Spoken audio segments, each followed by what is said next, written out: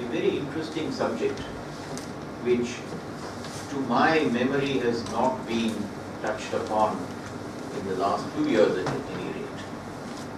And that is the subject you see on the screen, foreign NGOs in China emerging from the shadows. Now for us in India this will be particularly interesting because foreign NGOs in India and foreign NGOs in China have both faced in their own way both challenges and opportunities. Challenges because India and China, for different reasons,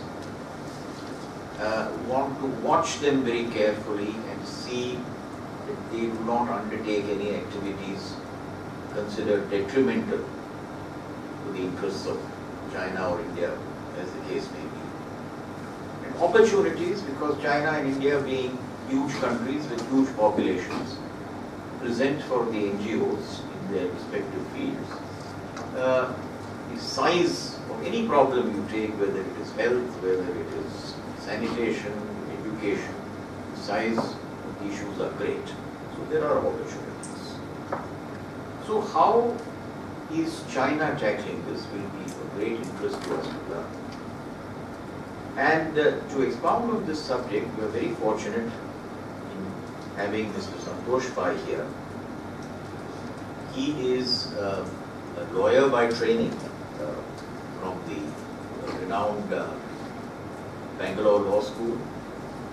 And not only is he well qualified in Indian law, but he is one of the few Indians who is well qualified in Chinese law. I don't think there are too many of those, right? So maybe we can count them in fingers of two hands at the most. So he brings to bear a great amount of expertise and on-ground knowledge because he has lived in China, he travels there constantly. So he will give us a very granular picture with some examples of what is happening on the ground.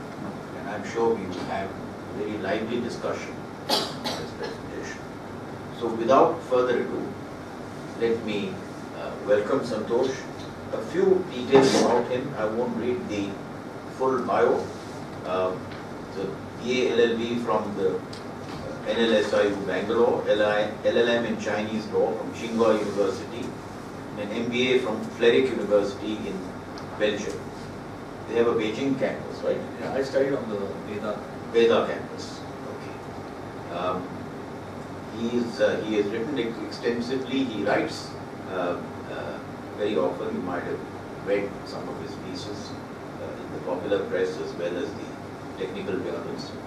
He also is the chair of the East Asia Board of an international environmental NGO which has operations in China, Hong Kong, Taiwan, and Korea. Over to you, Santosh. Thank you. Thank you, Ravi. I must thank you for suggesting this topic or pushing me towards this topic from my shortlist, and that encouraged me to go deeper beyond what I already knew. And I tried to put it together. Initially, I thought it would be very easy to have a comparative analysis, but then I realized that would take much longer. So we can save it for a different session. But I think I can do justice to just presenting the law as it stands in China, how it's being implemented, and some perspectives from a personal perspective and as a lawyer who looks at a law and sees what kind of a legislation is this, what does it probably seek to do, and how is it succeeding. And we can then follow it up with a discussion. I'm sure some of you here have a stronger interest in this topic, and I would welcome any thoughts because I have not studied this topic, but I have been involved in this space for the last 8 years or so. So we can have a good discussion. So I'll try to shorten my presentation. I have about 30 slides. You can stop me at any time, but we have time for sufficient time for discussion later. Thank you. I've divided this presentation into 3 parts. First is just an overview of the law, to say what kind of provisions it has for supervision, for registration, for punishments and so on. And this is a fantastic resource. The second one, China File has a dedicated, it's called Project NGO. I think some of you would have already chanced upon it. But if you dig into it, it's got statistics, it's got graphs. In fact, all my charts today are from this one single website because it is so comprehensive that I just did not look elsewhere. It's very user friendly, it's updated till the last date. So some of the statistics have been updated up till 20th September. So it's a fantastic resource and it should be your one stop for everything on this topic. And the third section, as I said, as an Indian, as a lawyer, what are my views on whatever little bit I've seen of this. So this is how I structured it. Some disclaimers, I don't represent any organization today. I'm here as a person, so please don't quote me in any other capacity. Thank you. Before we get into the law, this is the context. I think from 2013 onwards, foreign NGOs have been on the radar in China. You can actually, look through documents and meetings and find out quite a few references. So this law has been a long time coming, 5 years at the minimum, and we all know what the last 5 years signifies in China. It's the term of the current president. And when they look at this space, I think security has always come first. Sorry. So creating a civil society is also one of the objectives, but I think we can look at it as security first and civil society second. And this is also part of a larger regulatory push where the law is trying to occupy as many spheres as possible. Now this ties into the larger rule of law debate where China is trying to regulate a number of topics, try to underline the aspect that everything is governed by law and not the party. But the larger problem is that the party comes above everything. So is it really the rule of law? But that's a different debate. That's a much larger debate.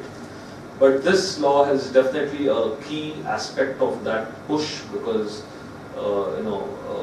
it seeks to regulate foreign funding. It seeks to regulate foreign NGOs. It seeks to regulate areas in which these NGOs operate, and a number of them have been operating in human rights or related fields.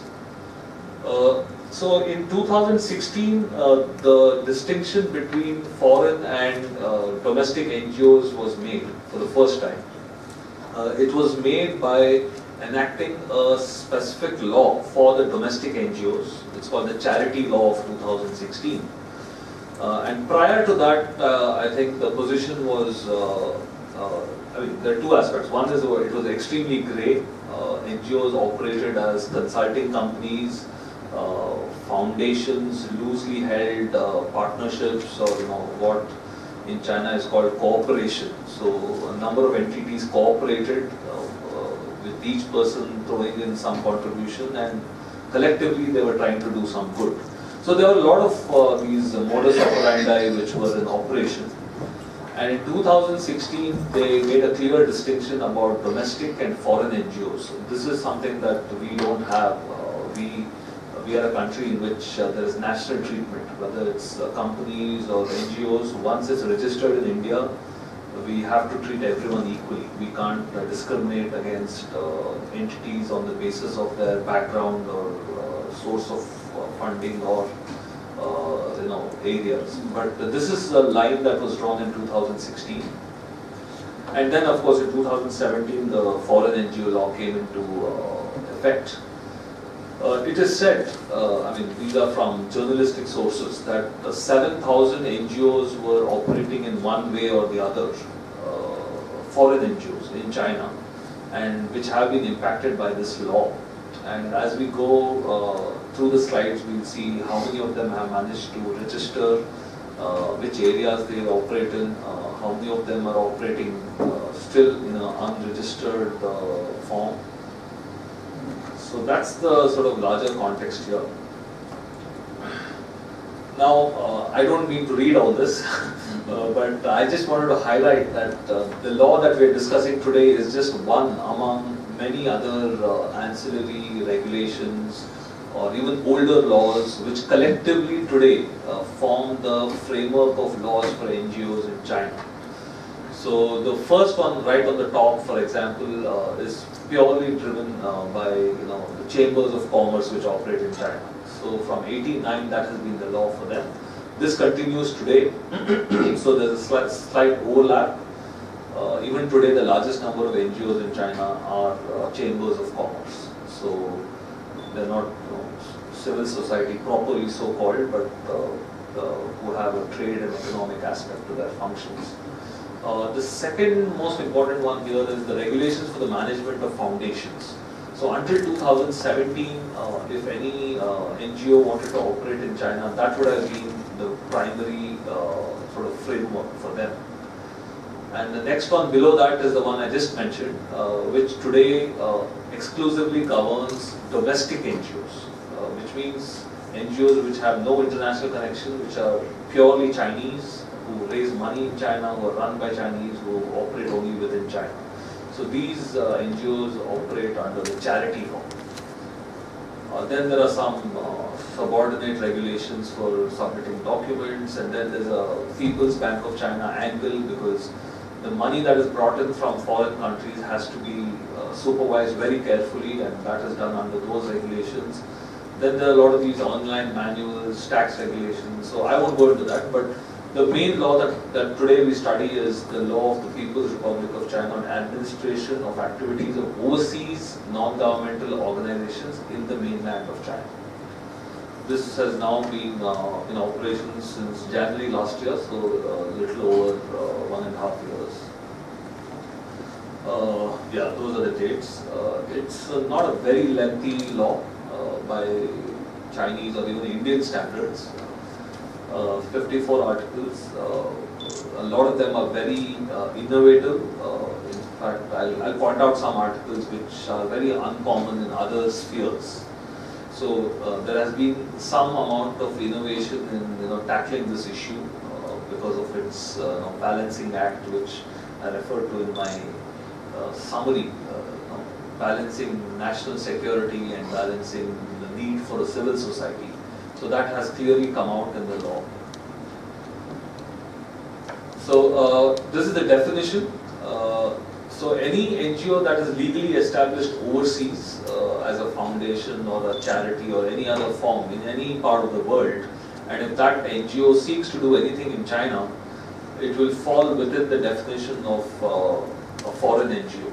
Of course, the Chinese word is overseas NGO. But I think foreign NGO is easier, and it's been used in the media quite extensively, so I've just gone with the word foreign NGO, but the word used in the law is actually overseas NGO. So yeah, they've given examples: foundations, social groups, think tanks, and other non-profit, non-governmental social organizations. There's an exclusion for schools and hospitals and academic organizations carrying out exchanges, because I think it was felt that will be too much to regulate. So Article 53, right at the end of the law, there is a section which excludes certain activities from the purview of this law. So that, taken, these two sections taken together will give you the scope of what is a foreign NGO. This is an interesting section because it speaks louder by excluding certain topics which are fertile areas for NGO activities elsewhere.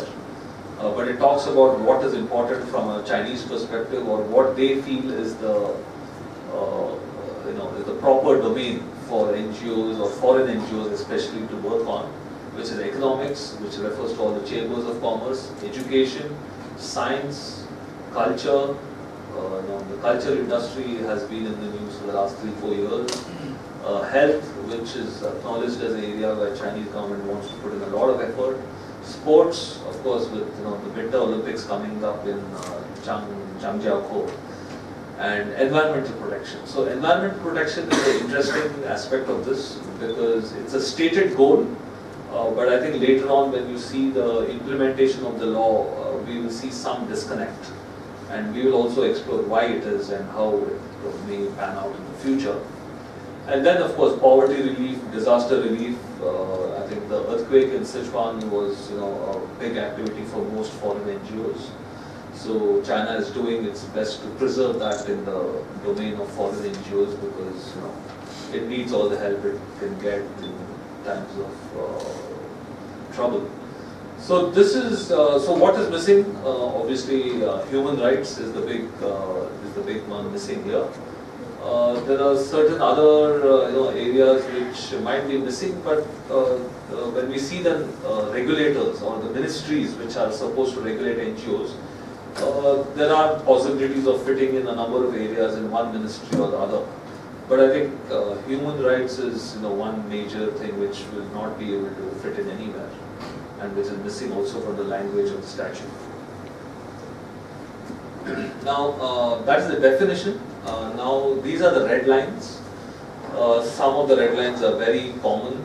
I think from a foreign NGO perspective, I think profit making or raising funds or financing certain type of activities, those are the most important. I think national reunification, national security, ethnic unity, these are common terms not just in China but in many parts of the world where foreign NGOs work. Of course, the second main bullet point is also very broad, shall not harm legitimate rights and interests of citizens, legal persons and organizations.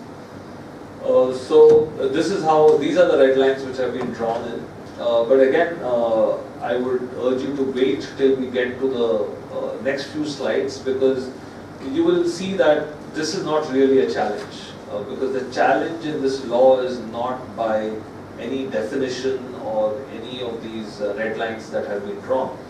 So it's actually the registration process and the framework that has been evolved for people, for NGOs to get registered.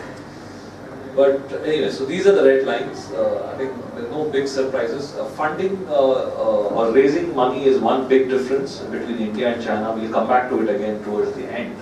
But foreign NGOs cannot raise funds in China, which is a big difference with India.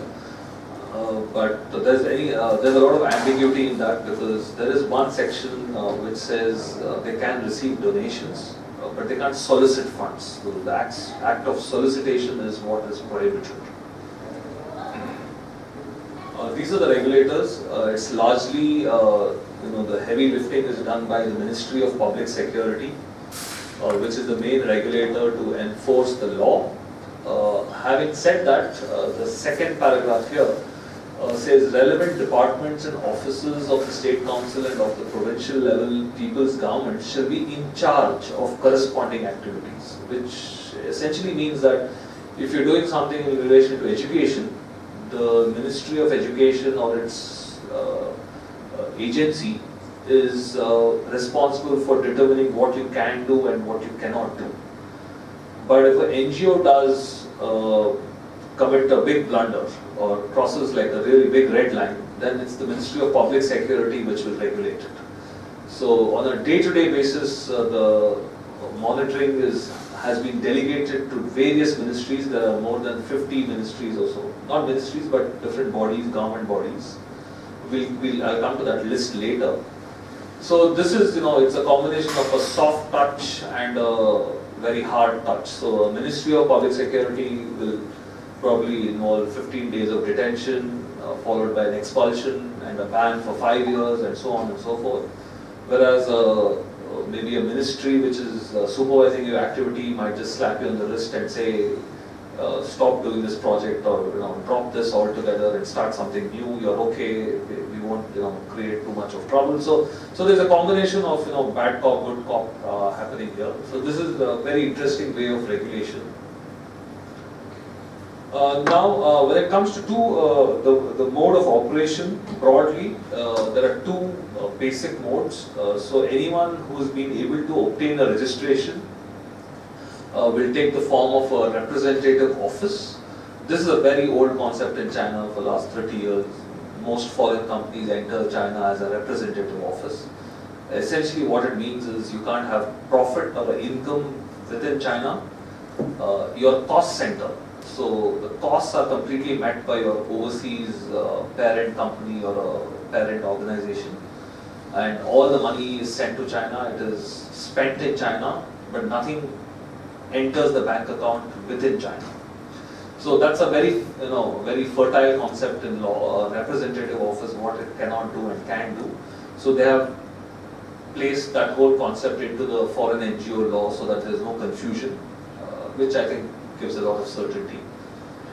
The second requirement, so representative office is a permanent presence, unless the license is cancelled, it's a permanent presence. And the second point here is one of the key aspects of this law, which is that if any NGO, even if it seeks to submit an application for registration, it needs to obtain sponsorship of a professional supervisory unit. So these are again, the list of 50 agencies that have been put out by the government, which are capable of acting as a PSU. I'll be using the abbreviation PSU just to make it quicker.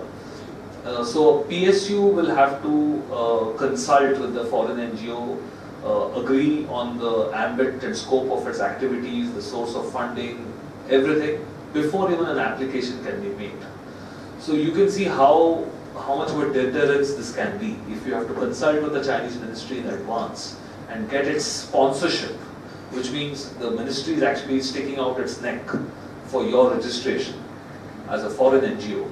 So this can be a pretty daunting requirement. Then they have created this elaborate mechanism called the Foreign NGO Management Office, which operates at the central and the provincial level across provinces, which has a online sort of form submission system, and this whole system which manages all the processes.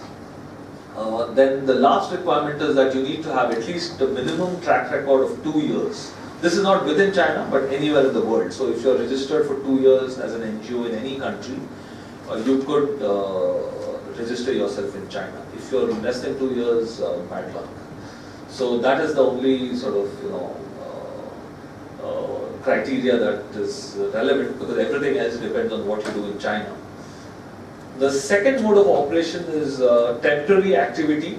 Currently, since we are within 18 months of operation of the new law, this mode of operation is still predominantly the one which is being used right now, because as I said, there were 7,000 NGOs, and right now only 1,000 of them have been registered. So the remaining NGOs have either quit the country, which is unlikely. I think they're all trying to get registered. But in the meanwhile, they're operating as under this category, which is the temporary activity. Now, what are the features of this kind of registration? This is a one-off registration. So you basically apply for a particular activity, you define the scope of the activity. It can be maybe multiple provinces, multiple days in a month, but the maximum duration is 1 year. It requires a partnership agreement with the Chinese partner unit. So this is a slightly lower barrier compared to what the people in the previous category need to do, which is get a sponsorship of a PSU. So here you need something similar, but with a Chinese partner unit, which can be even an NGO. So to some extent it is easier. Again, we'll see the definition of CPU and PSU later on. But this is a lesser barrier to cross, because there are a lot of Chinese domestic NGOs with a lot of operations, and they're always looking for foreign NGOs to partner with. So, and since it's a temporary activity, they're not really, staking their political capital and, trying to do something big. So, in many ways, it also gives a lot of flexibility to the foreign NGO, because it can have multiple partners in different provinces, or multiple partners for different areas of interest or different projects. So there's it's not all bad, but the danger about this category is that you never know when you're going to be shut down. So if you apply for an activity and you're doing it, that's good, but when you apply for the next activity and if somebody has lost patience, then you may not get it registered. So it's like living by the sword, but something better than nothing. So temporary activities are exclusively regulated by the PSB because you're like an orphan. So no ministry has taken you on or adopted you. So by default you're with the police. So the PSB is very friendly. They in fact try to encourage you and they try to push you towards one ministry or the other who they think are capable of taking you on. But the ministry may not agree, but the PSP always tries to get rid of NGOs from the temporary activity because that will lessen their burden.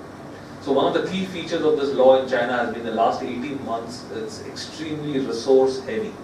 Monetary NGOs, you can imagine, all foreigners, foreign funded NGOs being governed by the PSB, which is, even if you have a car accident in China, they don't want to go anywhere near if there's a Laowai because it's so much difficult if there's a foreigner involved. So you can imagine how much of pressure this is creating for the PSB. So they are actually encouraging everyone and helping them to get sponsorship from Chinese ministries.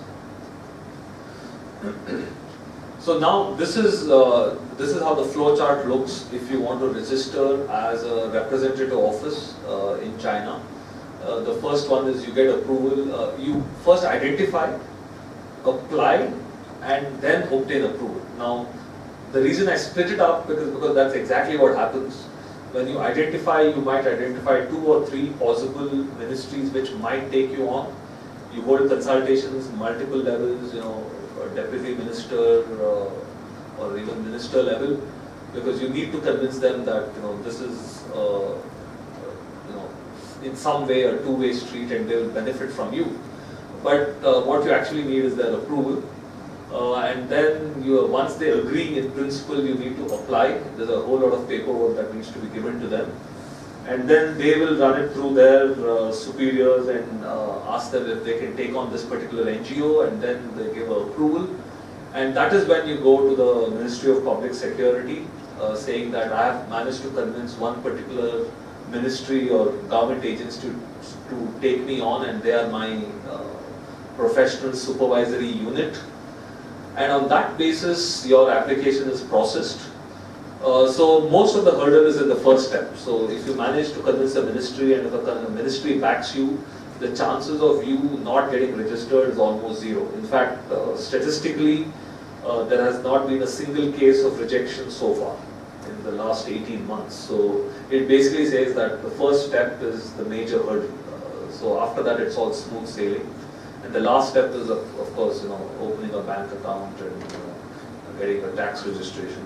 So this is how the process looks.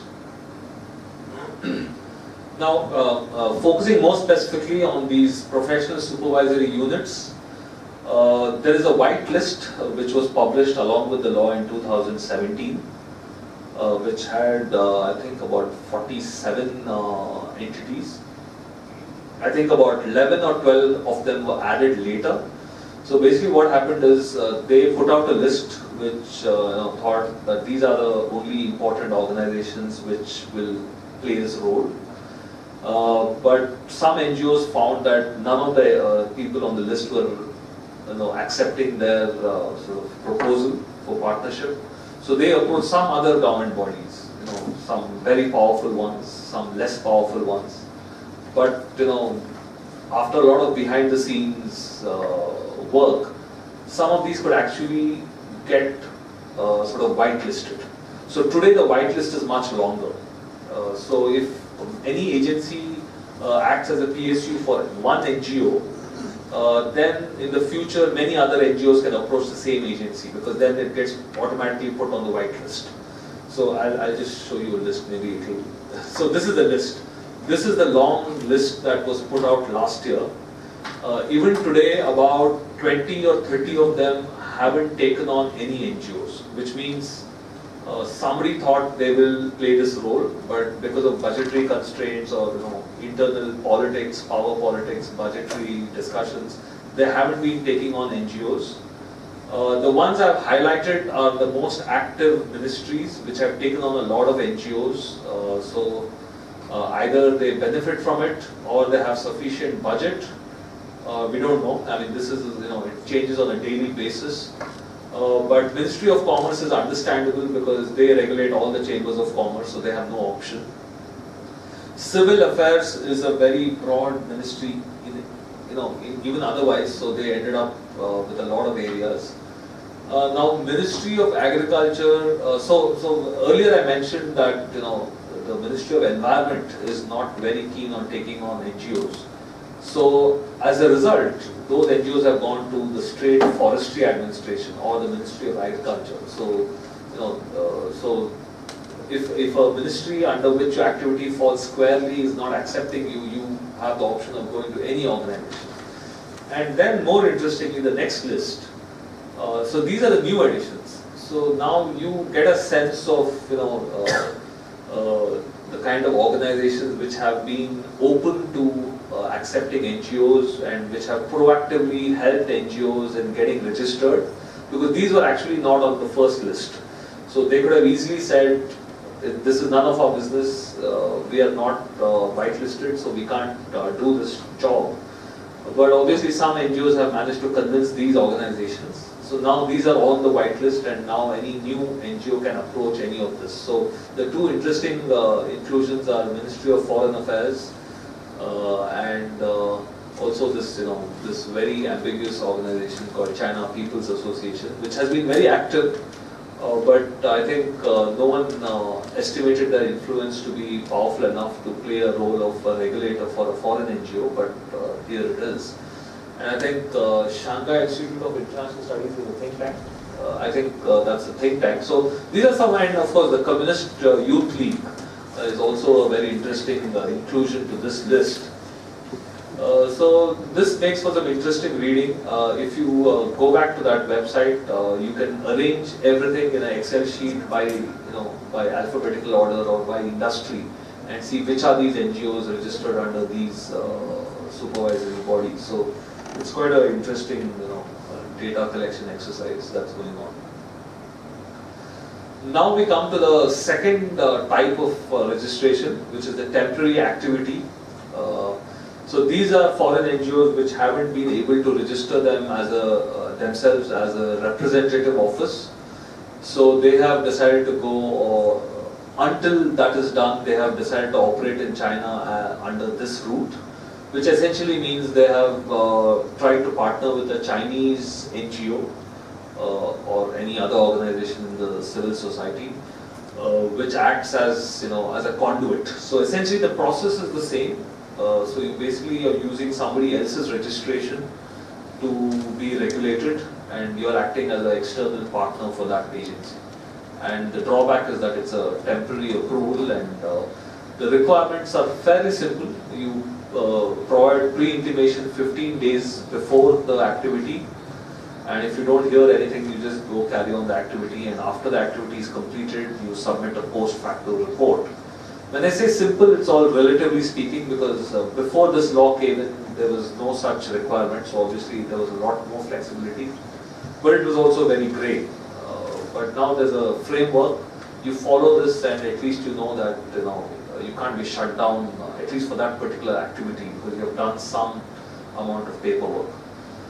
So currently, I think this is causing a lot of administrative burden for NGOs, but I think most of them look at it in a very practical way, saying it's the cost of doing business in China, and we are better off being here and working under one pretext, on one form or the other, rather than being shut out. But the most pressing question here is, how long will this continue? Because if you see the definition, temporary activity by definition is supposed to be a transition stage, where the end result is always that you will get permanently registered as a representative office. So now it's been 18 months, so 2 years, 3 years, 4 years, we don't know what is the extent to which they will entertain NGOs operating in this mode. But so far there has been no rejection, there has been no major clampdown on any particular NGO which has started operating as temporary activity. In fact, the bigger NGOs who are doing too many activities under this route are getting more and more support from the PSB and help from them, because I'll come to it later. There are specific provisions in the law which mandate government agencies to extend help to foreign NGOs and help is essentially trying to get them registered. So that's the current position on this temporary activity route. Should I slow down or should I pause for any thoughts or reflections? Please feel free. I'm just going on because I have a schedule of 1 hour to speak, so I've tried to compress it to 45 minutes, but please feel free to stop me. Okay, so these are examples of Chinese partner units.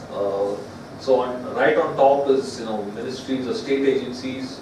Then you have the Communist Party units, which can all act as Chinese party units. And then you have universities. Universities is a big chunk because most education NGOs prefer to be with universities. It makes it much easier for them. And then you have domestic NGOs. So these are the type of organizations which can act as CPUs and which are now currently doing most of the hard work to help foreign NGOs operate in China, which have not been registered. Here there has not been any white list, so the Chinese government has not come out with any recommended list of organizations. So it's a completely open field. If you can identify any organization operating legally in China, and if you can get them to submit your application to their supervisory unit, you're good to go. So it's pretty flexible. It's very widely worded. These organizations can be anyone. Need not necessarily be a charity or anyone. So it doesn't say anything like that. Although there's a separate charity law. So this is giving a lot of flexibility and also uncertainty. I think that's one way of looking at it. Now this is an interesting concept. I put this up because it's not often that you find a mechanism like this, and colloquially in Chinese they've started calling this the mother-in-law regulator. I didn't want to put that on the slide because it just sounds sexist, but I'll just try to explain this. So when a foreign NGO seeks to partner with a Chinese non-profit for a temporary activity, the CPU will have its own professional supervisory unit, which might be a ministry. So that ministry will have your right to deny, approve or accept the activity submitted by the foreign NGO. So in a sense, it's not your direct regulator, but you depend on its good wishes to be accepted as a partner by the partner organization you're dealing with. So this is, I think, the only parallel I can think of is that when Indian companies went to London to raise money in the early 2000s on the alternative AIM exchange, the sort of junior market in London, they had a similar requirement saying you need a sponsor, you need someone to sort of say that you're good for your money and you're not like a fly-by-night operator. But normally in law, it's very difficult to find this kind of a mechanism where you're taking responsibility through a conduit. So I just thought I'll put it on the slide here because it's an interesting concept. For legally, technically, it's an interesting concept. So it's an innovative concept at least for regulating entities. So in this case, there's no direct relation between the foreign NGO and the Chinese government.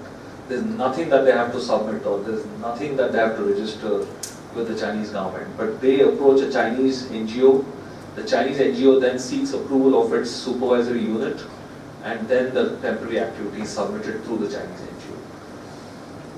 NGO. This is, again, this is from China file. It just makes it easier for you to understand everything that I've spoken about in the last 20 minutes or so. The two routes of registration. It's a nice chart, with yes or no, and then you go here and you go there. So I've just, this is, if this helps, I don't know if it's legible, but this is the mother-in-law I was talking about. So you go here and then it goes here. If PSU approves, then you're through to the public security field. So it's a very interesting twist. The rest of it is pretty straightforward because there's a straight line everywhere. So these are two paths. Sorry, we're taking a picture.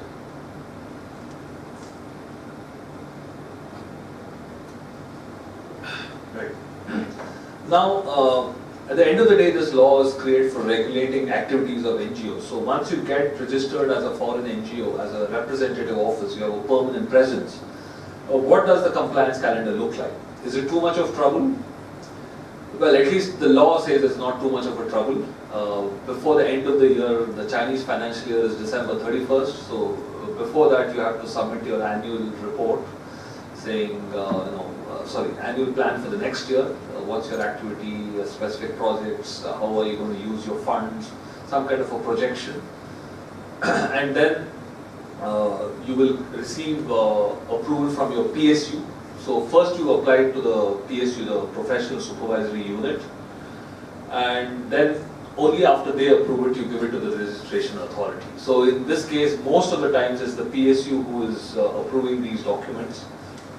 I think the Public Security Bureau doesn't get interested unless you're doing something extremely naughty within China. So if it's just paperwork, if you're submitting it to your PSU, most of the times you're through. So before January 31st, similarly, you submit a report of the work that you did in the previous financial year. And then there's an annual inspection. This is a very Chinese concept. So every company registered in in China has this concept of an annual inspection. It's similar to what in India, what we submit to the MCA as your annual form, along with your statutory audit. So annual inspection, in this case, the good thing is there's a clause in the law which says it's for free. So there's no fees to be submitted, but you do need to submit this annual work report. So all in all, I think from an administrative perspective, considering the sensitivity of foreign NGOs in China, there's not a whole lot of compliance, at least from a paperwork perspective. The actual monitoring, of course, is very extensive, and there are many other measures which the PSP can use to monitor you. But the compliance requirements are, this is it. I mean, there's nothing more. And each of these, this step, there's a manual which helps you to prepare the form, what's the information, how many copies of it, and etc., etc. So it's fairly clear. There's no confusion. It's online submission. They have created a new portal which is working very well. So there are no teething problems of the sort that one might expect to see in this kind of a newly created administrative obligation. So this is the compliance calendar. This is how it looks like. Now, there's no such calendar for the temporary activity, but as I already told you, you need to intimate before you commence the activity 10 days in advance, and then after you finish the activity, you have to submit something within 15 days. So there are just 2 filings there. But this is for a continuous ongoing representative office. Okay, now we come to how the Chinese government is supervising the activities. So far we were on the registration, different ways to register and who and what. So now we just assume you're registered or you're doing a temporary activity. Now when you're doing this, your PSU is obviously giving you comments on your plans, on your how you're spending your money, what areas you're focusing on, which provinces you're working in, which people you're working in. So all that is covered by the PSU.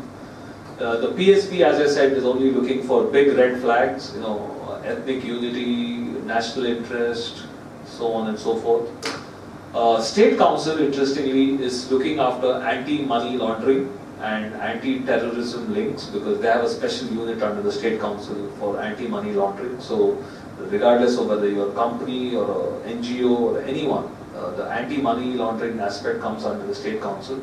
So this is how it's structured.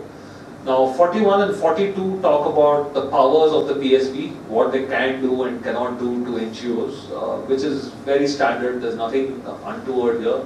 Search and seizure, they can enter your office, they can seize your documents, they can seal your office, they can freeze your bank account, they can interview key management personnel or key activists or campaigners in the case of NGOs. So that is one way of supervising. Now coming to punishments. Now detention. So there's a list of lesser offences in number 46, which has to do with maybe you forgot to file something or you're doing something which you're not approved for. So those are 10 days of detention. And then there are some more serious offences, maybe which are 15 days. So it's clearly categorized into 10 days and 15 days. But the biggest punishments are, of course, there's a specific clause for blacklisting, and this is for the NGO, this is not for the individuals. So if any NGO is, found to contravene provisions of this law or its registration, there's a 5 years ban and expulsion for the representative, the person who's acting as a representative. So this is, and this is in addition to the criminal law. So it's not that this is a special legislation. So if you are an NGO, you will only be punished under this. But all other criminal laws and civil laws of China will apply. So it will, the charge will read something like section so and so of the foreign NGO law read along with the criminal law, read along with the civil law, and everything under the that is at the disposal of the protectorate. So this is not an elaborate. The one very obvious omission from here is that there is no appeal, there is no judicial sort of overview, there is no safeguard, so to speak. It's all pretty much administrative punishments which are imposed by the PSB. The blacklisting is also done by the Ministry of Public Security. So maybe 2-3 years down the line, we'll find some instances of foreign NGO maybe going to court and asking for its registration to be reinstated. But so far, interestingly, there's only been one NGO which has deregistered under the new law in the last 18 months. And I don't know what's the connection, but it's the foundation owned by Li Ka-shing, the Hong Kong billionaire. So he had a foundation operating, I think, in Sichuan, and it was registered within 1 month of the new law coming into force in January 2017. And I think last month they just deregistered it. I think it was voluntary, but I don't know, I haven't been able to pick up anything on that. But there's only been one deregistration so far, and it looks like it's a voluntary deregistration because they changed their plans, or maybe they had a new entity doing something and they shut down the old one. I don't know. So apart from that, so far there have been no instances of any penalties, punishments for any NGOs in the last 18 months. So it basically goes to show that the registration and the monitoring process takes care of most of the problems without actually penalties being used. That's all it says. It's not to say that people haven't been pushing the lines, but I think it just gets taken care of. Now these are some statistics updated until September 10th. Sorry, I thought it was 20th. 10th. So 1,007 temporary activities have been filed until September 10th. 415 representative offices have been registered. 400, this is the interesting one, the third bullet point, because what it says is that these Chinese partner units, almost 60% of them are doing this repeatedly for certain NGOs or multiple NGOs. So that basically indicates that there are a lot of foreign NGOs which are using that particular channel. So if 60% have filed for more than 2, you can imagine how many of them are waiting for registration, because it's clearly not one-off, right? So if there's a foreign NGO which goes to China just for once and does one activity and gets out of China, then that's fine. They don't need to get registered. But this statistic shows that there are a number of hundreds of foreign NGOs still waiting to get registered, and they are, by hook or crook, hanging on to these Chinese NGOs for their temporary activity registration, and that's happening now. And the other one is the one I already mentioned. The PSUs have increased from 47 in the original whitelist to 60. And it might increase again, because now this has indicated that you can approach any government ministry, whether or not it's on the whitelist. And if the ministry agrees, you can use it as a PSU. So that list might get longer, because this has also coincided with the reorganization of the ministries in China. So there's been a lot of confusion as to what was this particular ministry earlier doing, and in the future what will it do, and therefore that has played into this foreign NGO law as well. Now, as I said, this China File NGO website is extremely, it's a very good collection of statistics. So I just use some of the graphs. So this gives you an idea of how many, by country of origin. So US has the maximum number of NGOs, Hong Kong, Japan, South Korea. I would have expected Germany and UK to be ahead of South Korea maybe, but this basically indicates that, and what can you read into it? Maybe NGOs from South Korea and Japan are more acceptable, and Hong Kong are more acceptable than those from maybe Germany and UK, and of course Taiwan or France. Anyway, so there are 2 NGOs from India which are registered so far. No prizes for guessing. It's CII and FICCI. They need to function in China, so they have been registered under this law, and their regulator is the Ministry of Commerce. So if you go there, our friend Madhav Sharma's name pops up as the chief representative under the Foreign NGO Law. So only 2, no other NGO from India has registered, but it's a fast changing number, so we could watch out for that. So this is country of origin. I can't think of any other interesting observations to make. Okay, so this is by industry. As I said earlier, the largest chunk of NGOs is our chambers of commerce, so it's under trade. And you can see right at the end, human rights and LGBT, they haven't got any registration yet. So that's a clear indicator that there's not going to be any NGO from that category. Everything else in between is fair game. I think environment is one major surprise, because when the law came out, everyone is expecting environmental NGOs to be actually one of the leading groups. But by sheer number, I think they have been drowned out by all these international relation and exchange category, and even education to some extent. But health, poverty alleviation, environment, disaster relief, these categories are firmly within China's sort of plan of what foreign NGOs should be working on. So these categories will see continuous growth. And then the surprise here is law and governance, because I think nobody expected that many NGOs in that sector to get registered so quickly. But again, it's a part of the push towards rule of law and everything that the government is doing. Technology, arts and culture is also understandable, because those are also major thrust areas for the Chinese government. Infrastructure, agriculture, gender issues are interesting.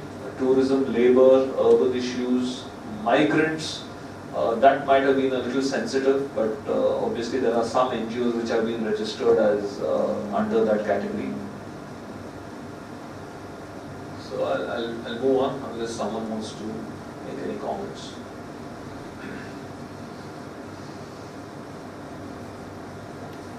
This is by province. No surprises here. Beijing, Shanghai have the maximum number of foreign NGOs. Yunnan comes third, followed by Sichuan, Guangdong. No major surprises here, but China File does mention somewhere in its analysis that a few provinces like I think Guizhou and these frontier ones like Guangxi and Guizhou, most of the regulatory units are government departments, and they have not allowed too many sort of domestic NGOs to take on the supervision of foreign NGOs. So that might be some kind of indication as to the sensitivities involved in border provinces or some other reason. Of course, Xinjiang doesn't have any registered NGOs so far. But you should also remember that there is no bar to conducting activities in any part of China if you're registered in Beijing or Shanghai.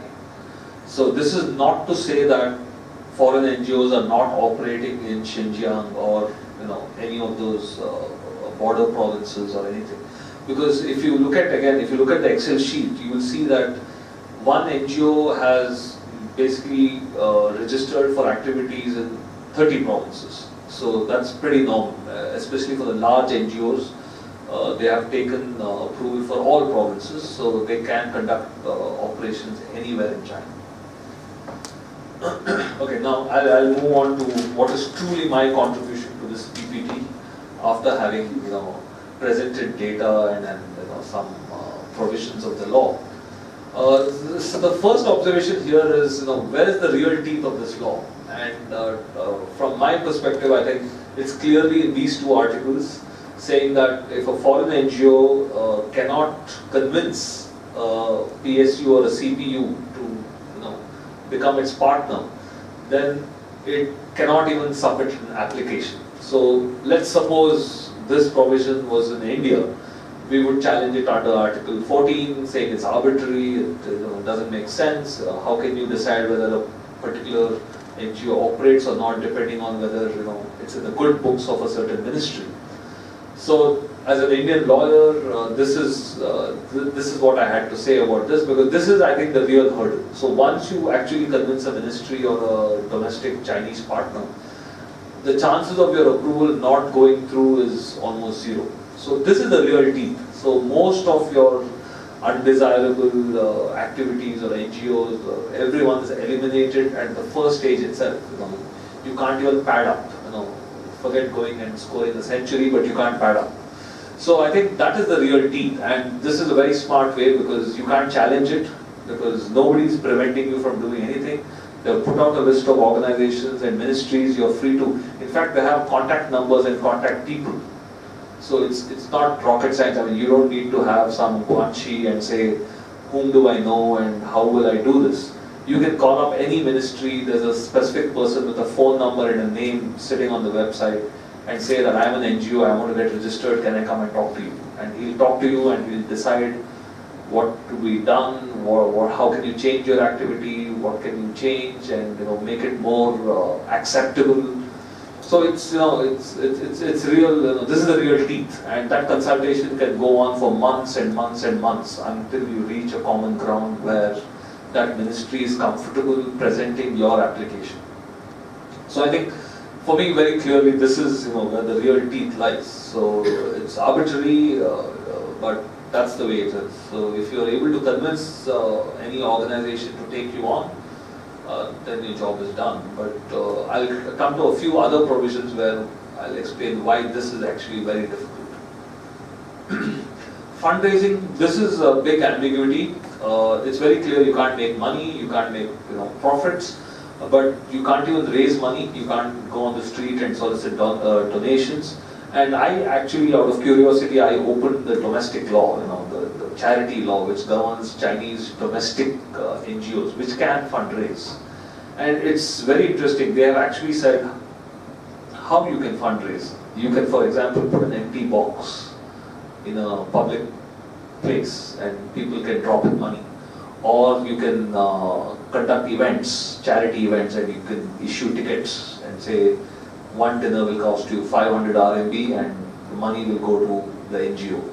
So they have listed out specific ways how you can raise money. So in other words, when you read the Overseas NGO Law and you say do not solicit donations, it essentially means you can't do those things. You can't put a box somewhere and ask to raise money, or you can't have events and blah blah blah. But there are many other ways. For example, if someone goes and makes a speech and receives money and he's representing a particular NGO and it's very clear that it's fundraising, is that caught? I don't know. It's because this there is one provision here which says other funds legally acquired in the mainland of China. So basically the conclusion is that you can't solicit funds, that's very clear. But if someone wants to give you money, if Jack Ma wants to come and give you a check for 10 million RMB, as a foreign NGO, can you take it? The answer is yes, but procedurally, how will you do it? Where will you deposit the check? Because you don't have an account which can accept domestic payments. You only have a account which can accept money from outside and spend within China. So the solution essentially is, if somebody wants to give you a check, you need to find a Chinese domestic NGO who's licensed to raise money. He will collect your check and then you work it out with that NGO how to spend the money. So there is certain amount of ambiguity. Or there is one more way, which I will point out in the next slide, which may be what they are referring to, other funds legally acquired. This is the one. This is a big surprise. I have not seen it well, definitely not in India, but in any other law that the government will reward something. So if you're regulating someone, you decide what activities are possible, not possible, you prescribe punishments. This is fine. But here we have a carrot, and it says the state shall reward overseas NGOs that make outstanding contributions to the development of public welfare in China. I mean, I asked a few people, has anything happened under this section so far? Maybe there's an award, or maybe there's a grant which the government has given to a registered NGO for doing something, and I didn't get any positive response. So it remains to be seen, but it exists, and it's pretty top. It's article number 8. So right after the provisions which say what you can do and what you cannot do, there's a big carrot there which says that if you behave well, you will be rewarded. And Article 33 is a minor one. It talks about how, I was earlier referring to all the agencies should support overseas NGOs. This is essentially an enabling clause so that no government department will turn you away, at least for an initial consultation of whether you can partner with that particular government agency. So I think it's more like a enabling clause. So this is, I think, okay, this is the last one. Sorry, this is my last slide. Again, this is very interesting because earlier when I was telling you how they have made it more and more difficult for Chinese ministries or public servants to deal with foreign NGOs, they have specifically inserted a clause, which says there is criminal liability for public servants, for people who are government servants who are dealing with foreign NGOs, if they are found to be either, essentially corruption, or they have neglected their duties, or they have not exercised their mind. So if some foreign NGO comes and gives you a whole lot of paperwork, if that public servant has not taken care to read every page of it and make sure there's no problematic activity in those pages, so that poor officer, that individual is made criminally liable in accordance with the law. So I think this is pretty, steep. But again, this signifies, the deterrence value that they have accorded in the law to ensure that government servants take it very seriously and nobody falls asleep on the job while regulating foreign NGOs. So again, I put it up here because, it goes without saying that all public servants have to do their best and diligent and can't be corrupt. I mean, there are a lot of laws for that. But this is specifically inserted here, so I thought it's an interesting thing to highlight. Okay, that brings me to the end of my monologue. It has been a monologue, but maybe Ravi will change that. Thank you. Thank you, Santosh. That was really very interesting, and I must compliment you for the detail and diligence with which you have not only examined the law but kind of put a structure to this, and it gives us a very good idea of how the Chinese have attempted to look at this whole thing. So now the floor is open for questions. So please announce yourself and then ask your question. Over to you, ladies and gentlemen.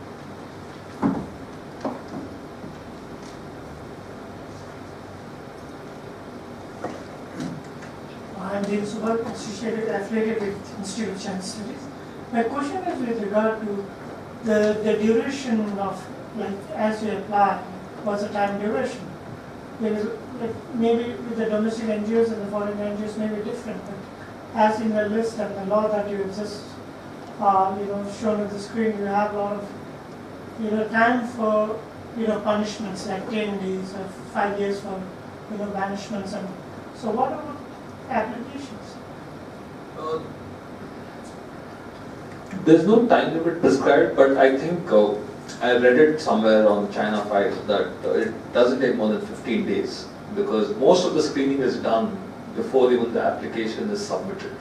So the regulator knows that this particular ministry has already consulted it. The ministry knows that it's had multiple consultations. So the paperwork is very detailed. So if you go to those manuals, there are those there are links to those manuals. See, there are online operations manual for registering foreign NGOs. So they're pretty granular. They have very detailed plans about what you're going to, how you're going to structure your programs and funding and all that. So there's no time limit prescribed, but you must remember that for temporary activity, in fact, it's not an approval at all. So this, where I said here, this one. For this one, it's 15 days before, it's a pre-intimation, right? So if you submit something and you want to do something 15 days from now, and if you don't hear from them, you just go ahead with it, right? So, but for the registration process, there is no timeline, but I think by experience it's about 10-15 days. It's not going to take longer because it's a highly orchestrated approach. So the people who are receiving the application know who is submitting the application, they know exactly what is in the application, and because that's the reason why so far they have not denied anyone registration. So it's almost like a 100% success rate for every application, because the challenge is in preparing the application, not in getting approval. So there's no statutory period. I didn't come across any statutory period, but by practice it's about 10-15 days. It's not more than that. So you might spend 9 months trying to figure out who's your partner, but once you figure that out, I think 10-15 days you can get a registered office. I think the last step might take some time, because I think the Taxation Bureau has to give you a number, you have to prepare a common seal, you have to open a bank account. That might take time. But the first two steps, I think, the first step will take about 6 months, I think, at least. So the middle one, where you, that's an online process where you submit the application and get the approval, that shouldn't take more than 10-15 days. I could be wrong, that's the average. There could be some people who have taken longer.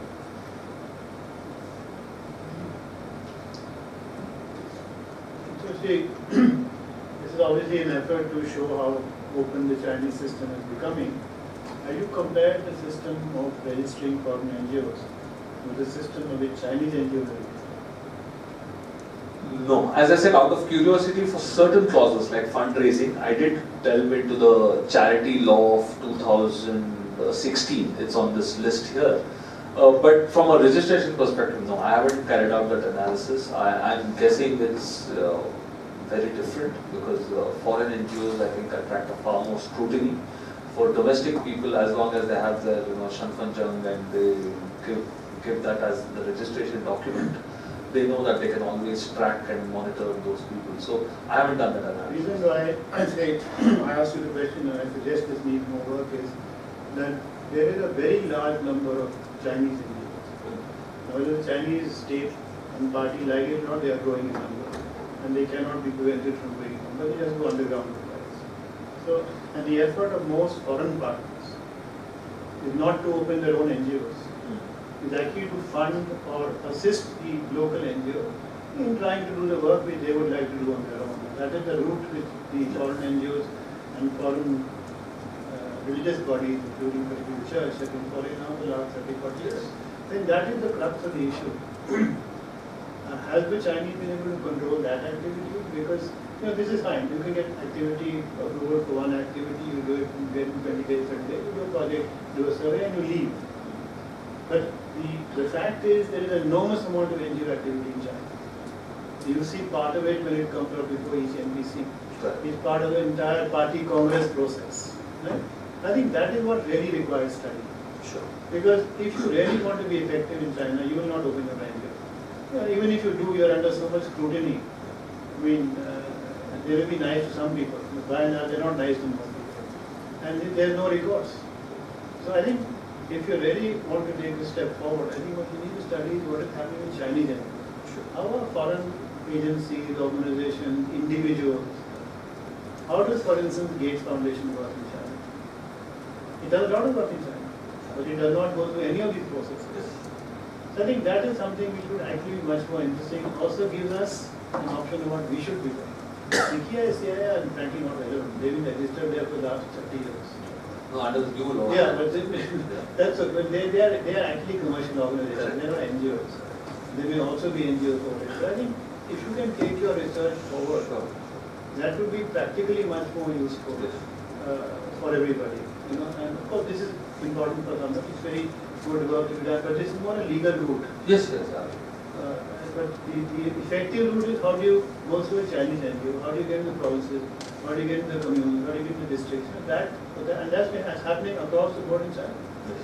I don't think we realize how much NGO activity there is in China, which is, I think, a subject which would require much greater study. Sure, absolutely, especially because the domestic NGOs also have a new law from 2016. They are also, I think, equally facing the heat because it's a new law, it's a new sort of administrative framework. And earlier they also used to operate in a lot of grey areas where there was nothing uncertain or banned or prohibited. But now I think that's, of course, that's a completely new chapter for study. The only linkage I see here is that a lot of foreign NGOs which haven't or maybe have decided not to get registered will continue to work on that route through the Chinese NGO route. But earlier that was legal. Now what has happened is if a foreign NGO, for example, approaches a Chinese domestic NGO and says let's do a partnership and do a project, they will be falling foul of this law because the foreign NGO will have to register that as a temporary activity. The Chinese domestic NGO is safe because they are saying we are registered, we are doing this, we are raising money and whatever we are doing. But the foreign NGO earlier they could easily do this. And as you rightly said, that was the majority of the action was foreign NGOs working in partnership because it's more bang for the buck. You spend the same amount of money, you get much more results. But now you're actually, if you do that without temporary activity registration, you're straight violating the law. So that is a huge change. I think both sides would have felt that now it's very difficult to come and do things together. That's one area where you could work on if you are seriously interested in this is how the underground churches are being financed. Because that's a huge growth issue. And that's one of the reasons why you have this incipient deal between the current Pope and the Chinese establishment. Because there is no reason why the Chinese will do it otherwise. The fact that the underground church movement is very powerful. And they are concerned that this will have extend to other religions. Correct. Absolutely. So one of the red lines here, very clearly they have said, I think it's here. I saw that. Yeah. Again, this is the law. Yeah. The reality is quite different. Correct. As always is in China. Yeah. Yes. Absolutely. Thank you. Thank you for coming. So one or two things more. Sure. These are mainly the NGOs registered abroad and then trying to do operations in China. Now they will look for some kind of protection. Is there any provision that gives that protection to those NGOs? Suppose something, they go and invested a lot of things, they do a lot of activities. Is there any kind of protection clause for them? So, no, nothing specific on protection, but the only sort of similar clause, which is what I mentioned here, that these government agencies are supposed to support their activities if they are legally registered or if they are trying to get legally registered. So you can say in some sense that if you are properly registered in China and if you're doing everything by the book, then you enjoy the protection of the state because there's a clause which says safeguard and support overseas NGOs carrying out activities in accordance with the law in the mainland of China. So that's the national point is there a level playing field. Yeah, there's no there's no level playing field at all because see, one aspect is there's no fundraising allowed. So that's the first way you create a level playing field. So in India, like for example, everyone can raise money regardless of your background. But in China, if you are a foreign NGO, you just simply can't raise money. So that's the first one. So the equality goes out of the window.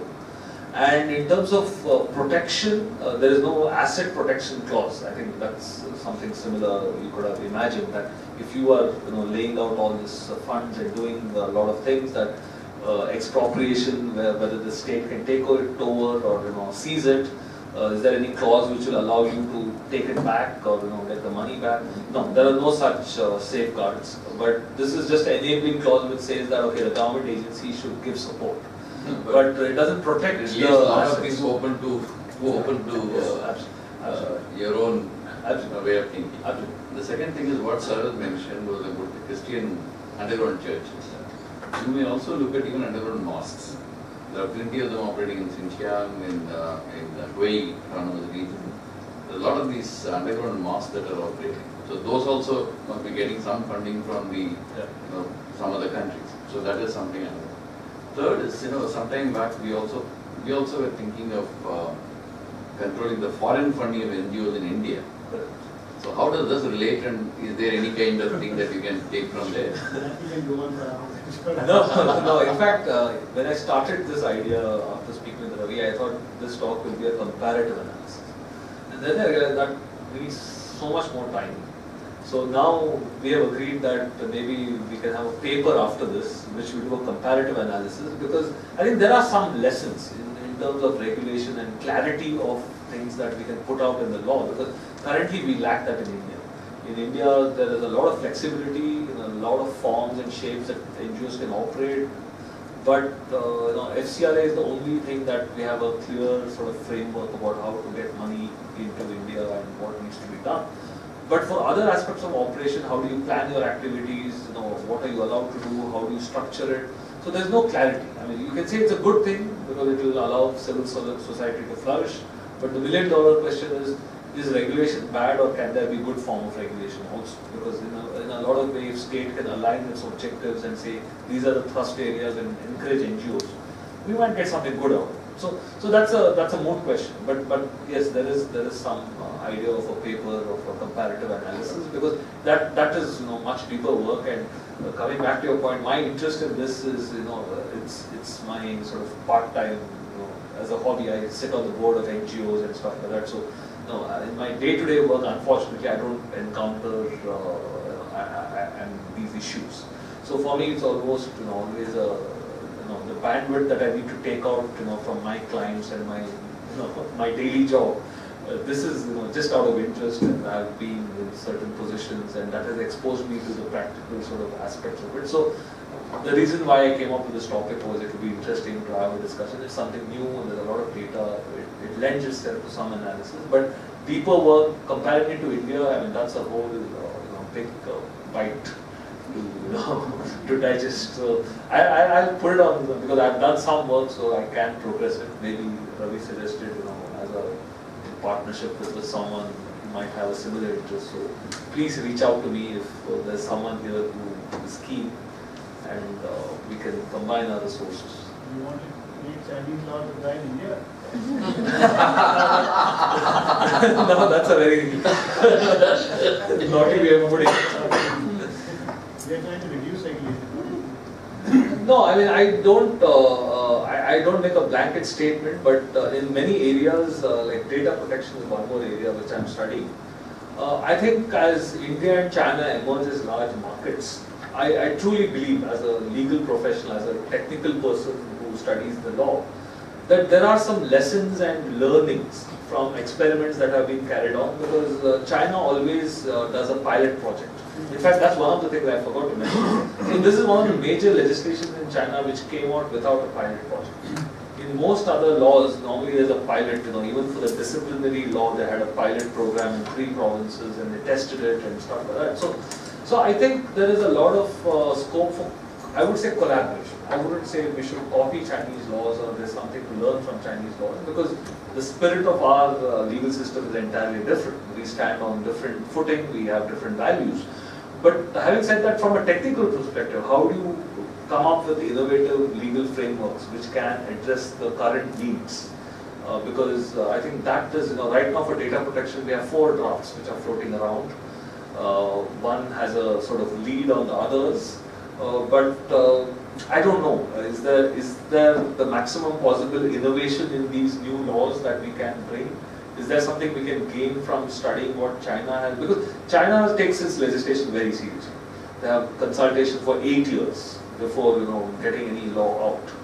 So I think there is something to be gained in that exercise, and I don't know if it's a copy or bringing something, but I think there is some learning from at least participating in that process. At least as academics and researchers, if we have people who study how the lawmaking process works. Because China typically, when the Chinese legal system was created in 1978 after the Cultural Revolution, they studied 40 legal systems, 40, including the German, Japanese, everything. So 40 legal systems were studied, teams were formed, and that kind of work that goes into lawmaking is, I mean, you must admit it's impressive, regardless of the values behind it. So I think there is some scope for collaboration. So every time I visit a Chinese university, I do try to get some traction on that front. We are doing some book projects, we are doing some long-term sort of research projects. But the fruits of it, I don't know. If it reaches the lawmakers eventually in India, I don't know whether it will at all. But the effort is, that's one of the areas that I'm looking at. Santosh, two questions. One is, if you are a foreign NGO and are on this temporary route, can you continue being temporary forever and ever and be a permanent temporary, as it were, and therefore effectively get money and fund your Chinese partner? Second question is, I know that comparisons is not the scope entirely of this, but it's too tempting to pass up. But it seems to be here in our FCRA, we are more worried about foreign funds coming in, whether they are kosher or non-kosher. But once they have come in, our scrutiny may not be all that great. Whereas the Chinese don't seem to be worried about foreign money coming in, but they are scrutinizing what they do with it. At least that seems to be the intent. Would that be a fair summation? I think so. Obviously, China spends more on its internal security than defense. So that's an analogy here. So yes, you're right. I think although they have some anti-money laundering check and anti-terrorism checks, I think they're more confident about controlling how that money is spent. So they're not really looking to block out sources of money, but if it comes in, they are very sure of making sure they know how it is being spent. I'm sorry, what was the first question? Permanent terror. Yeah. That is a burning question on a daily basis, because there are a lot of NGOs trying to get registered, and there is no ban or there is no prohibition on the same NGO submitting multiple projects, even simultaneously. So if international NGO has 20 projects, they apply for 20 different approvals. There are 20 distinct activities. As long as each activity is less than 1 year, there is no problem. So, I mean, what I've heard is that it has created a huge administrative burden, but it has not impeded their activities in China. So, if you look at it on a year-on-year basis, NGO which was spending, say, $10 million in China, can still manage to spend that amount of money, but the decision making is a little slow. The dynamism or the sort of overnight you can think up of a program and implement it, that is a little limited.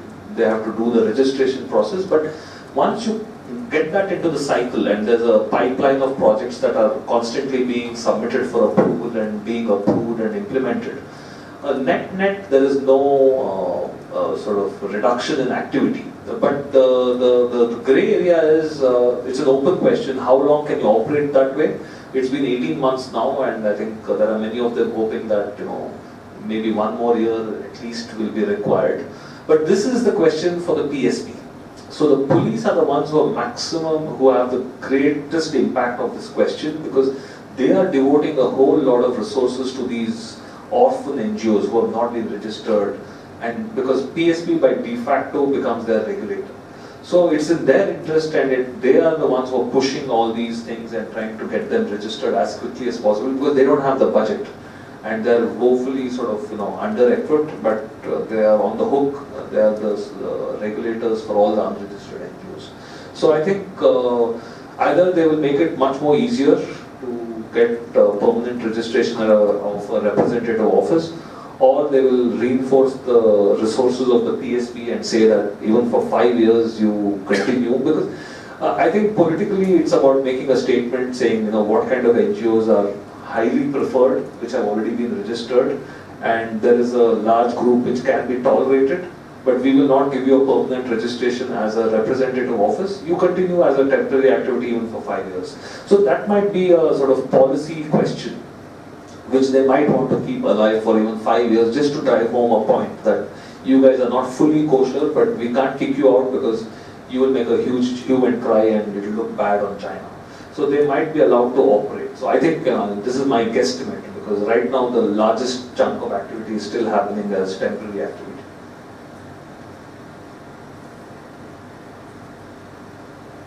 Just a small question.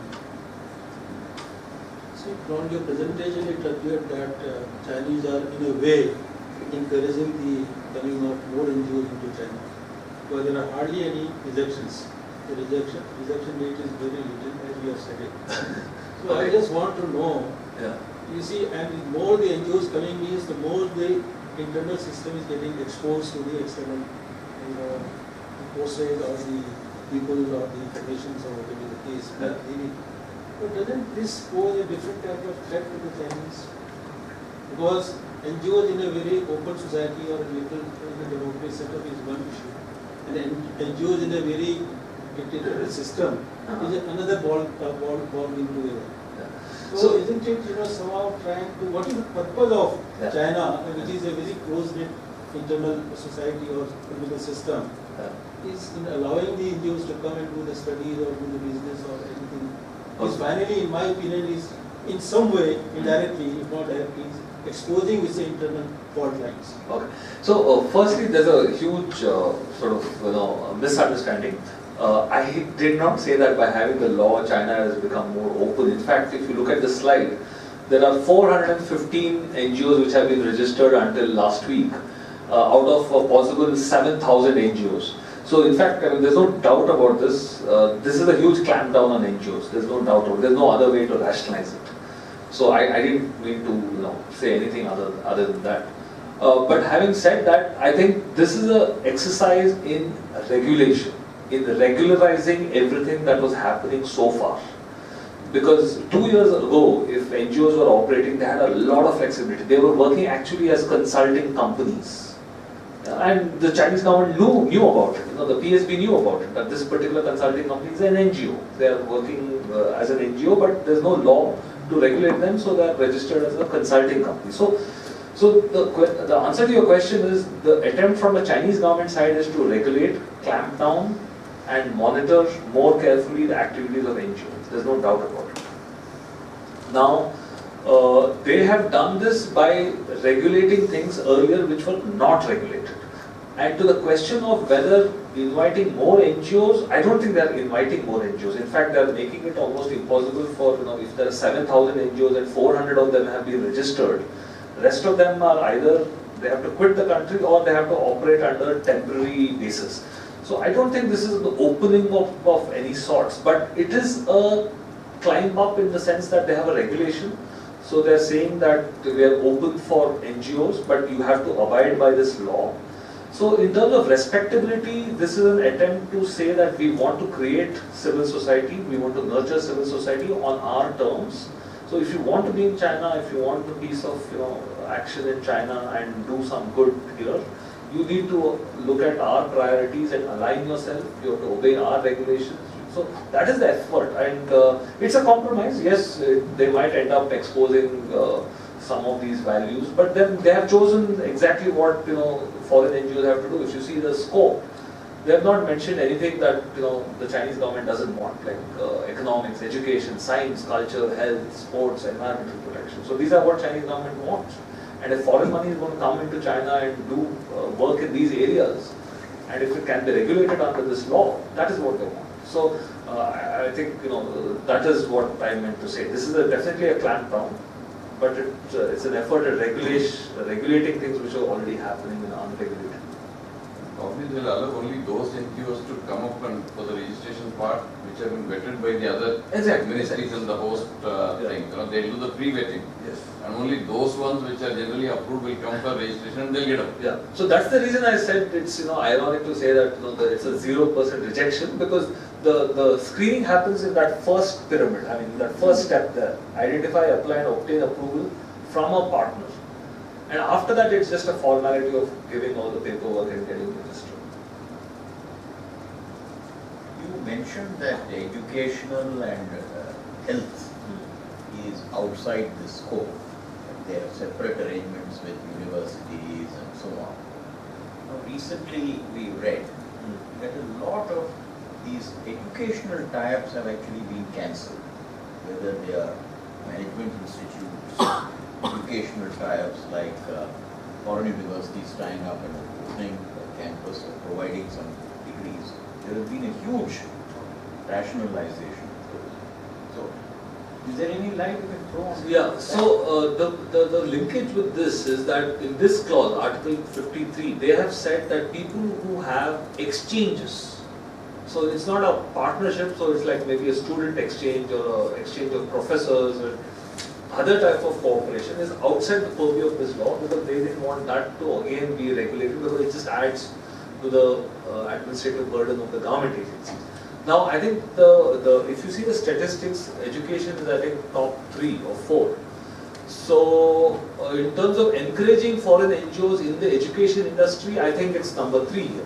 So, in the last 18 months, I think the partnerships have increased. So, what you are referring to, those earlier partnerships, maybe they have converted into this. I don't know, because going strictly by under the NGO law registration, education doesn't seem to be a difficult area of operation.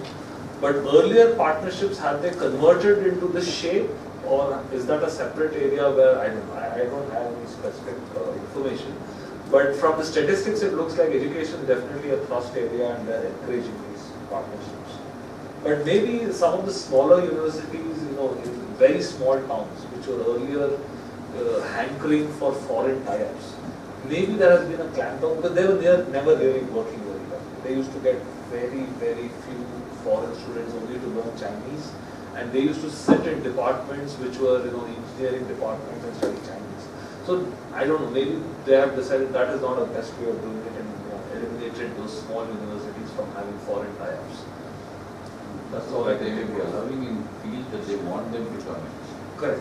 These education laws, like Yes. the emerging technologies like AI, quantum, Yes. things like that. They allow them to come in, so that they can gain the knowledge out of that and then make use of it. Yeah. The ones which they feel that they'll create a rift in the society, etc., they'll put a stop to it. So this data is all available. So every single registration, if there are 400 or 1,000 registrations, each one of them is available on an Excel sheet. It says who is the foreign NGO, who is the Chinese unit supervising them, the date on which they have filed, which provinces or which cities are covered with their registration. So it's all available in a beautiful Excel file on the Chinese website. And also China file has aggregated all the data into English and put it beautifully. So it's you can keep scrolling down for hours together and reading that data. Sorry, to answer your question, there is a separate law on collaboration between Chinese and foreign universities, under which all these foreign campuses. This is a separate NGO activity, over and above the activity amongst universities. This is a very well established law, and it works very well. And there are many British, French, German, American universities who run full-time campuses in China. They will not be affected by this. This is only NGOs who go and want to do certain kind of educational activity as against educational institutions. Two different concepts. The law on collaboration among universities is a separate law. I don't think it will be affected by it. Just a small query. See, can you just tell us to what extent the Chinese state takes lessons from the Indian studies or their recommendations and then co-ops in the state policy? Maybe just not only foreign, maybe domestic NGOs as well as foreign NGOs. Suppose especially in the of environment, of health and other things like that, only in the internal security. Yes. But to what extent, or is there any tendency or any willingness on the part of state to accept them, or it just okay? Yes. So this is a very good question, and I'm sorry, this was one of the case studies I wanted to talk about, which slipped my mind. So the Chinese state is extremely keen, I would say confidently, because I know specific instances where they wanted to quote research reports put out by foreign NGOs in an effort to further the reforms initiated. Like for example, I'll give you a specific, two years ago when the coal clampdown started, they started shutting down coal plants everywhere. They, a government official in a province, in I think Shanxi province, which is the heart of the coal industry, quoted data, research put out by an international NGO in his public statement and said, according to this, the emission has come down by X percentage because in our county we have shut down so many coal plants. So he was using foreign NGO data or research report to validate his own stand or his own sort of statement. This is one instance. Now let me just go through one more. One more is that earlier, without this law, when there was a lot of grey area around how foreign NGOs operate or cannot do certain things, there have been instances where in mainland China it has been made very clear that you can't do this. But because again the Chinese government wants to get some kind of validation of its reform steps, they have said Hong Kong is a good place. So for example, if a Chinese SOE is listed in Hong Kong, and if an NGO wants to protest or make a statement against that SOE, it is not acceptable to walk up to the headquarters of the SOE in Beijing and make a fuss. But you can go to Hong Kong where it is listed and where it releases its financial reports and has press conferences for stock analysts and stuff like that. So there we go and make a fuss. That's perfectly fine. So there have been very intelligent ways in which the Chinese state has used foreign NGOs for validation, for affirmation. And Olympics, both the Beijing Olympics and the Changjiakou upcoming Winter Olympics, during the bid stages, also there has been an effort to win the sort of support of NGOs in the bid, because it's an international event, it's decided at the international stage. So international NGOs have been courted to some extent by the Chinese government for specific instances. I wouldn't make generalizations, but there have been anecdotally instances, at least to my knowledge, which there have been such incidents. Sir. Sure. Sorry, it's your question. Hi, Uday with the Institute of Chinese Studies. One of the red lines you mentioned was national security. I just wanted to know whether national security is defined in the law at any stage, or whether the contours of this concept are understood by anyone. No, I mean, as a lawyer, I can tell you that national security is not defined in most laws, in most countries. But having said that, like in a country like India, where we have a very strong and independent judiciary, over a period of time, precedents evolve, which gives you a sense of what is national security and what it cannot be. So that is absent in China. In China, we have something called guidelines issued by the Supreme People's Court for certain issues, and I don't think there is similar guidelines on this particular topic. And if there is a certain guidelines like that given by the Chinese Supreme Court, regardless of that, it is not binding, because China is not a common law country where precedent holds weight. So it's only of persuasive value and it's not a binding precedent. So in Latin it's called stare decisis. So it's not stare decisis in China.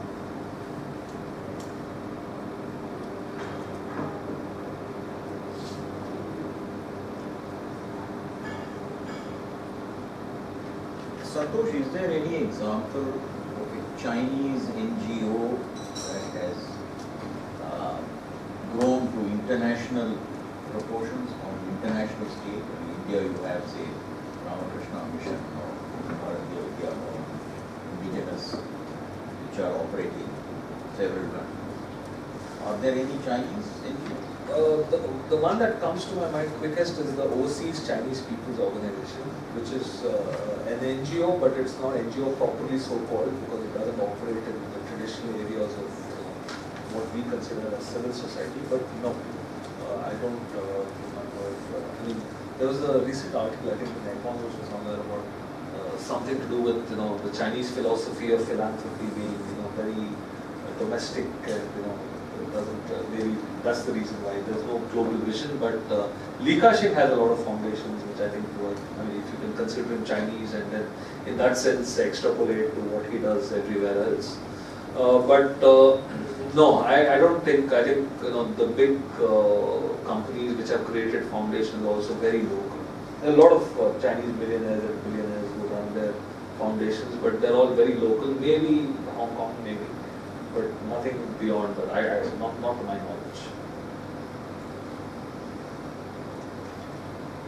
So if there are no other questions, I think it remains for us to thank Santosh.